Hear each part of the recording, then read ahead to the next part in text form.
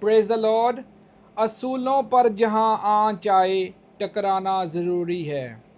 जो ज़िंदा हो तो फिर ज़िंदा नज़र आना ज़रूरी है। मैं ਤੁਹਾਨੂੰ ਸਾਰਿਆਂ ਨੂੰ सलाम करना वा। और जैसे कि हमने ये प्रोग्राम हिंदी में शुरू किया है, उर्दू में शुरू किया है, लेकिन हमारी ज़बान पंजाबी है और ये प्रोग्राम हमने पंजाबी में शुरू किया था, तो हमें काफ़ी मुश्किल पेश आ रही है।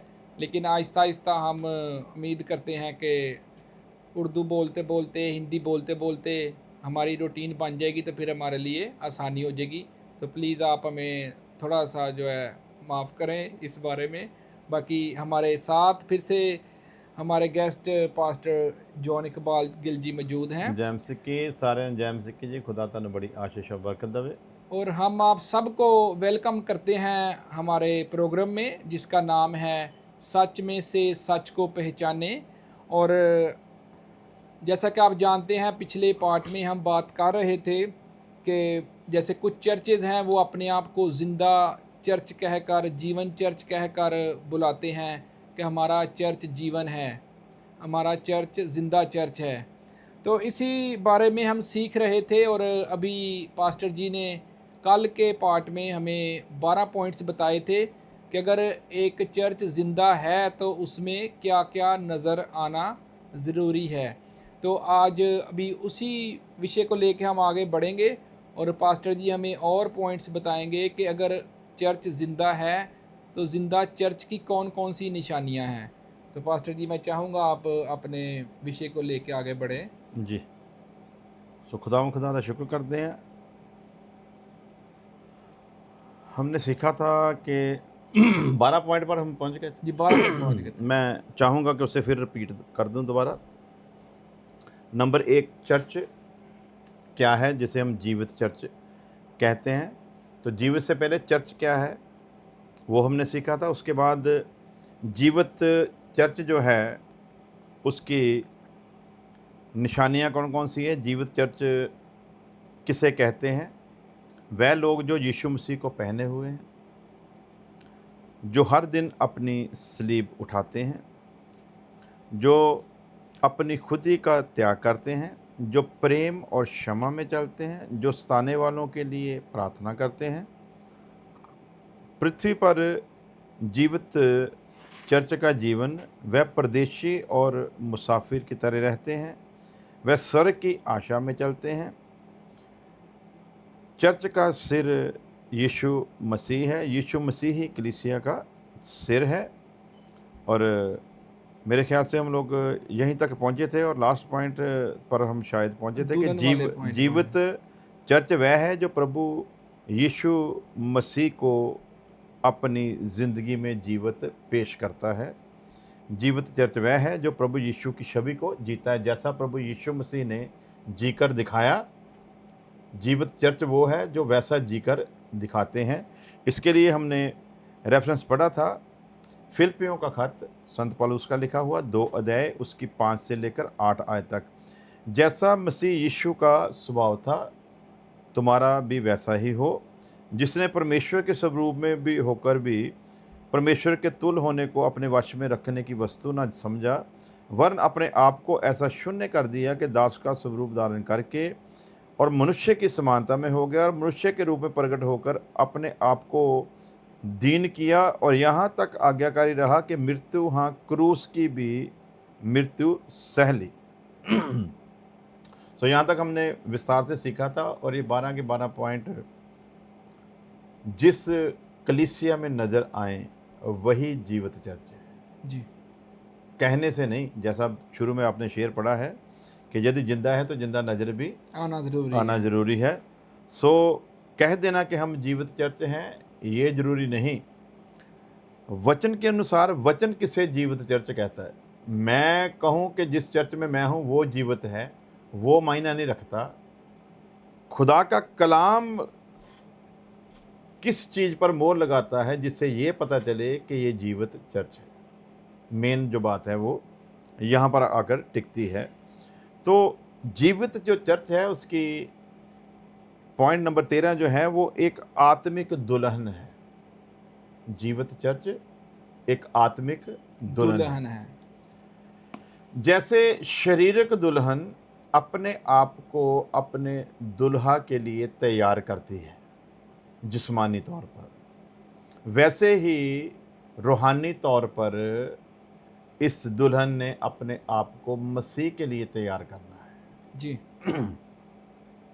जिस्मानी दुल्हन अपने आप को इसलिए श्रृंगारती है कि वो अपने पति के मन को छुए, पति के लिए वो खूबसूरत नजर आनी चाहिए। लेकिन यहाँ पर और आत्मिक दुल्हन में जो फ़र्क आता है वो ये है कि जिस्मानी दुल्हन जो अपना श्रृंगार करती है, असल में वो श्रृंगार करके अपने असली चेहरे को छुपाने का यत्न करती है। ये बहुत बड़े भेद की बात की है आपने। जिस्मानी दुल्हन का श्रृंगार करना अपने असली चेहरे को छुपाना है। लेकिन याद रहे, अगर कोई औरत श्रृंगार करके ही एक मर्द के सामने जाए जब उनकी एंगेजमेंट हो, तो जिसके साथ एंगेजमेंट हो रही है ना, उसने उसका वो चेहरा देखा है जो श्रृंगार कर वो उसके सामने लेकर आई है। जी। उसने उसके लिए यस भी इसीलिए किया है शादी के लिए कि जो खूबसूरत चेहरा वो लेकर आई है उसे वो चेहरा पसंद है। पसंद आया है। अब शादी के वक्त भी वो ऐसे ही श्रृंगार करके अपने दूल्हे के सामने जाएगी, पेश होती है, बिल्कुल। लेकिन जब दूल्हा उसे ले जाएगा तो पहली ही रात बीतने के दौरान सुबह उठते ही उसकी असली शक्ल जो है नजर आएगी, वो नजर आनी शुरू हो जाती है। हो जाएगी। अब फीलिंग दूल्हे की आप खुद ही समझ लो कि उस वक्त क्या होगी कि किस चेहरे में मैंने इसे देखा था और असली इसका चेहरा क्या था। जी। आज मैं चीख चीख कर कहूँ कि हम जीवित चर्च हैं, तो जीवित चर्च वाले जो कुछ लोग हैं ना, जो जीवित नहीं हैं असल में, लेकिन दावा करते हैं कि हम जीवित चर्च हैं, तो ऐसे ही कुछ लोगों ने मुखौटा पहना हुआ है नहीं वो वैसे जैसा दिखाने का ढोंग करते हैं।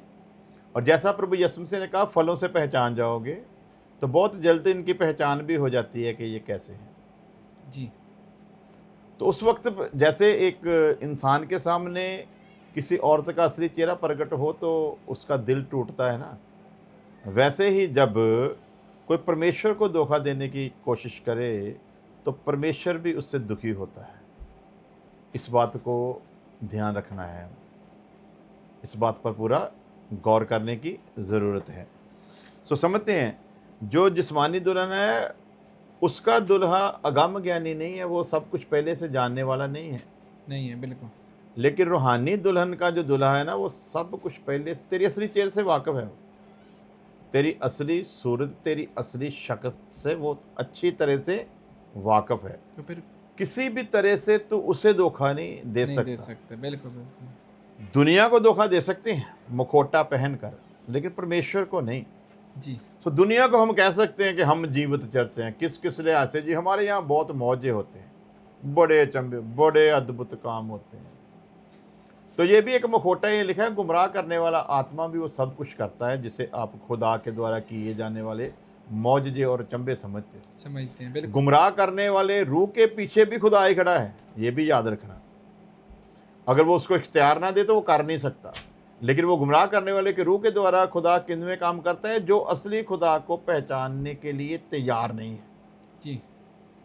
उनके साथ फिर खुदा ऐसा करता है।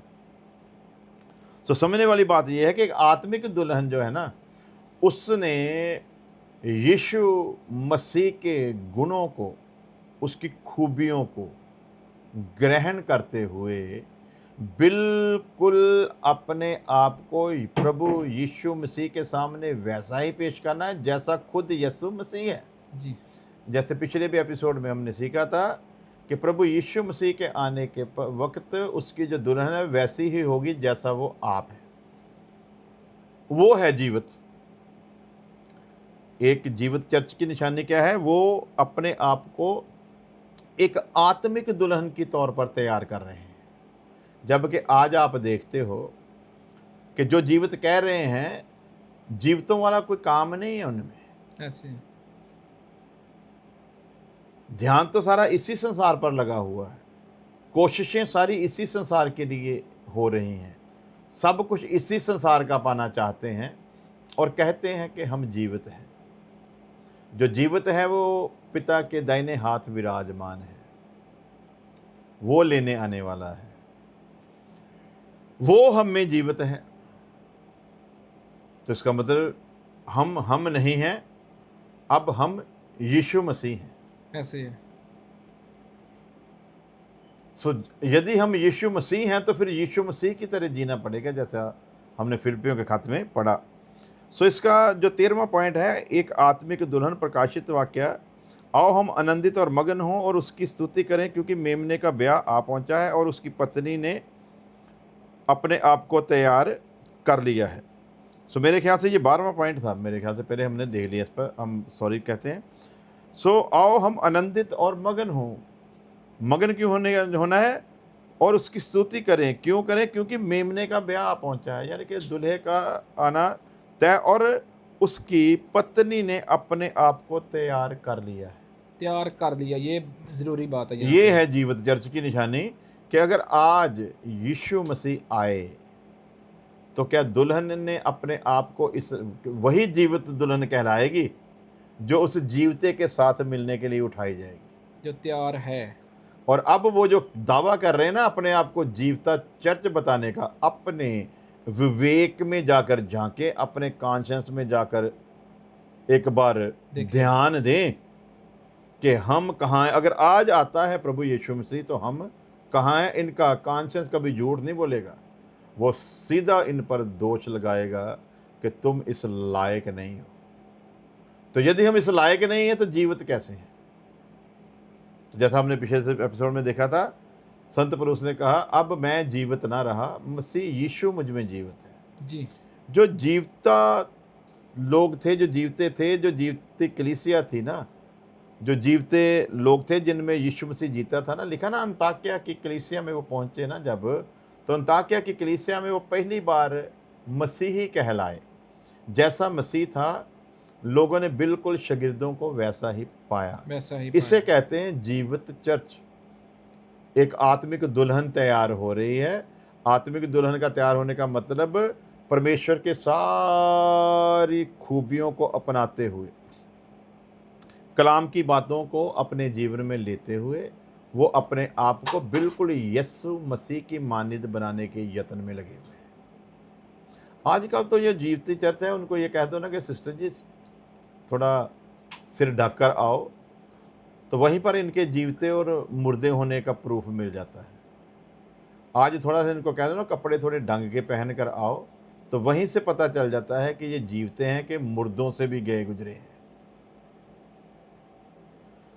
सो जिसने परमेश्वर के स्वरूप में होते हुए अपने आप को परमेश्वर के समान बनाना ना चाहा, जिसने इतना कुछ त्याग किया, उस दुल्हे के लिए ये दुल्हन क्या त्याग कर रही है? कुछ नहीं, तो फिर जीवते कहाँ? अपनी बातों में। अपनी सिर्फ बातों में। तो आइए पॉइंट नंबर 13 देखते हैं। जो कहे कि हम जीवित चर्च हैं, उसकी ये निशानी है नंबर 13 कि वो एक पवित्र शरीर धारण किए हुए हैं। जब पुराने को दफन किया, नए को प्राप्त किया, और उन्होंने इस नए शरीर को पवित्रताई में रखा। जीवित चर्च मीन्स एक पवित्र जिस्म, एक पाक जिस्म। जी। जैसा थेसलोनिके 5 उसकी आई थिंक 23 आयत है कि प्रभु यीशु मसीह के आने के समय तुम्हारा शरीर, तुम्हारा प्राण और तुम्हारा रूह पवित्र और निर्दोष पाए जाएं। मसीह यीशु के आने के वक्त क्या क्या पवित्र चाहिए? बॉडी पवित्र, सोल पवित्र और स्पिरिट भी पवित्र। पवित्र। तो आज हम देखें कि ये तीनों चीज़ें इसी शरीर का हिस्सा हैं। तो क्या मैंने ये कोशिश की कि मेरा बदन पवित्र रहे? जी। तो अब जो जीवित अपने आप को समझते हैं, जरा अपने आप पर ध्यान दें और अपने बदन पर ध्यान दें। तो अपने मन से पूछें कि क्या वो सचमुच जीवितों में हैं? क्योंकि जीवते की निशानी क्या है? बदन पवित्र चाहिए। बात समझ में आ रही? बदन क्या चाहिए? बदन पवित्र बदन चाहिए। बदन पवित्र चाहिए। और बदन पवित्र चाहिए तो बदन में खुदा ने 5 इंद्रियां जो बाहरी रूप से काम करती हैं वो रखी हैं। देखना है, सुनना है, सूंघना है, और क्या कहते हैं, छूना है और चखना है।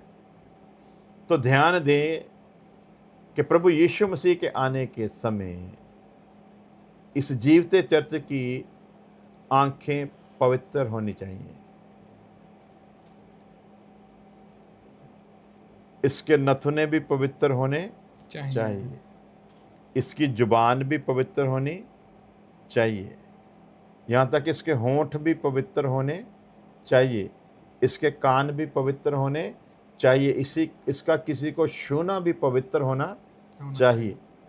इसे कहते हैं जीवित चर्च। जैसा वो, उसके पास तो वैसे पवित्र आत्मा था ही नहीं अजूब के पास। हमारे पास तो पवित्र आत्मा है, उसके पास तो था ही नहीं। तो अजूब की गवाही है कि होशो हवास में तो छोड़ो, मैंने ख्वाब में भी कभी गुनाह नहीं किया। क्या बात। ख्वाब इतना धर्मी जन, सपनों पर हमारा कंट्रोल नहीं है। लेकिन उसका दावा है कि उसने ख्वाब में भी गुनाह नहीं किया। यानी कि उसकी पवित्रता को देखकर खुदा भी उसके संग है, और कोई ख्वाब भी उसको ऐसा नहीं आता जिसमें वो गुनाह करे या गुनाह को देखे। क्या बात। तो आज की वो चर्च जो कहती है कि हम जीवित हैं, वो जरा अपनी तुलना खुदा के उस दास, खुदा के उस बंदे अजूब के साथ करके देखें और फिर अपने आत्मा से पूछें कि हम कहाँ पर खड़े हैं। कि क्या वाकई हम जीवित हैं? अगर तो जीवित समझते हैं ना, तो फिर फर्क पता चलेगा, वरना मुर्दों को क्या पता चलता है ये तो आसपास क्या हो रहा है। सो समझने वाली बात यह है कि क्या है कि तुम्हारा शरीर पवित्र चाहिए। फिर लिखा है तुम्हारा सोल, तुम्हारी जान भी क्या चाहिए? पवित्र चाहिए, जिसमें बुद्धि है, भावना है और इच्छा शक्ति है। और जीवित चर्च से सवाल है, क्या आपकी बुद्धि शुद्ध हो गई है? क्या आपकी बुद्धि पवित्र है? क्या आपने अपनी बुद्धि को उसकी बुद्धि के हवाले किया है? क्या आप वैसा सोचते हो जैसा वो सोचता है? क्या आपकी सोच में और उसकी सोच में कुछ फ़र्क है? ज़रा ध्यान दें, यदि जीवते हैं। अब मैं जिंदा ना रहा, मसीह यीशु मुझ में जीवित है। तो सारा काम स्वर्गीय है, सारा काम ही स्वर्गीय है। इसलिए ध्यान देना है, सिर्फ कहने मात्र से नहीं कि हम जीवित हैं। जीवित दिखाना पड़ेगा। हमारे अंदर जो भावनाएं पैदा होती हैं, जो हमारे इमोशंस हैं, उनके ऊपर ज़रा ध्यान दें। क्या वो स्वर्गीय हैं जाके जिस्मानी हैं? यदि वो स्वर्गीय नहीं, जिस्मानी हैं, तो फिर कैसे बोलोगे कि हम जीवित चर्च हैं? तीसरी बात, इच्छा शक्ति, आज़ाद मर्जी जो इसके सोल में है, क्या उस आज़ाद मर्जी को इसने यीशु मसीह के साथ सलीब पर लटकाया है कि नहीं? सही। इसने अपनी आज़ाद मर्जी को भी लटकाया है कि नहीं, अब मेरी कोई मर्जी ना रही। अब तो जो मुझ में जीवित है वो उसकी। मेरे सामने एक नमूना रख कर गया, ए बाप, मेरी नहीं तेरी मर्जी पूरी बल्कि तेरी मर्जी। हालेलुया। बोलो की होवे भला, बल्कि तेरी मेरी मर्जी नहीं पूरी बल्कि हो। जीवित चर्च की क्या निशान, मेरी कोई मर्जी नहीं। मेरे बाप की मर्जी मैं पूरी हो। अमेरिका जाना चाहता हूं, जाऊं या ना जाऊं, तेरे मेरे प्यार में कोई फर्क। मैं तेरे को इसलिए नहीं मार रहा कि मेरा अमेरिका का वीजा लगवा दे, मैं तेरे को इसलिए नहीं मार रहा मेरे को कनेडा पहुंचा दे, मैं तेरे को इसलिए मार ऑस्ट्रेलिया पहुंचा दे, मैं तेरे को इसलिए नहीं मार रहा कि मेरे को मेरा टूटा फूटा घर है नया बना दे जी। ना, अपना बल्कि कोई लालच मेरी तो नहीं। मर्जी कुछ नहीं। तू झोंपड़ी में झोंपड़ी भी चाहे उड़ा दे। इसे कहते जीवित चर्च। जीवित चर्च की निशानी क्या है? अब खेत उजड़ता है तो उजड़े उजड़ जाए, अब बागों में फूल फल लगे चाहे ना लगे। ना लगे, अब तू कोई आशीष बरकत से नवाजे चाहे ना ना नवाजे, अब तू चाहे भूखा रखे चाहे पेट भर के दे, मुझे इन चीजों से कोई लेना देना नहीं। क्यों? क्योंकि अब मैं जिंदा ना रहा, यीशु मसीह मुझ में जिंदा है। हालेलुया।